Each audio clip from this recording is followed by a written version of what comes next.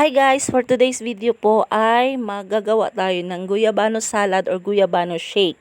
So, trivia muna tayo guys. Alam nyo po ba na ang guyabano is rich in iron, fiber, niacin, folate, thiamine, copper, vitamin C, riboflavin, potassium, at saka magnesium. At alam niyo po ba kung ano ang mga health benefits ng guyabano?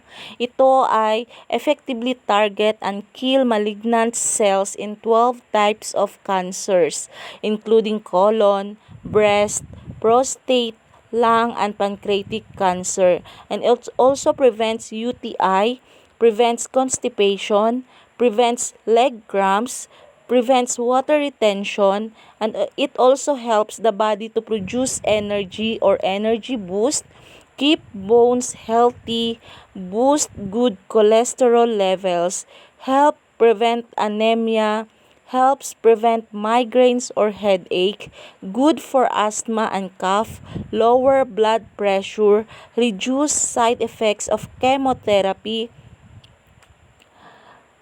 reduce diabetes, bacteria, alleviates pain stemming from arthritis, joint, and back problems. Diba guys, ang dami-daming benefits ng ating guyabano, diba? Tsaka hindi lang yung prutas or hindi lang yung fruit niya ang merong benefits guys. Meron din benefits ang kanyang mga dahon, diba? Search nyo na lang guys kung ano-ano ang mga benefits ng guyabano. Sa mga ayaw kumain ng mga guyabano, sa pagkakaalam ko kasi is yung guyabano, maraming inaano niyan siya maraming naghahanap niyan para sa ipanggamot. So, by the way guys, yung guyabano pala natin is hindi yun bulok.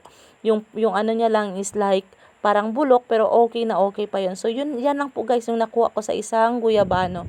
Nilagyan ko siya ng konting evaporated milk tsaka konting condensed milk kasi nga medyo matamis na yung ating guyabano. So, ganyan na po siya guys ang finished product. So, mas masarap siguro to if lagyan pa ito ng cream at serve it, yung naka-chill siya, yung medyo malamig, masarap siya guys. Sa mga hindi kumakain ng guyabano, try nyo po yung recipe na ito guys para makuha nyo po yung nutrients or yung ng guyabano.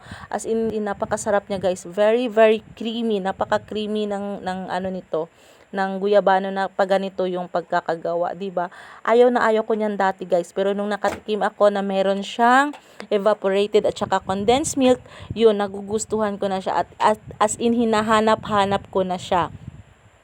So, yun lang po guys. I hope may natutunan po kayo for today's video and God bless you all, and of course sana po manifesting na matupad natin yung mga pangarap natin. Yun lang po. Bye!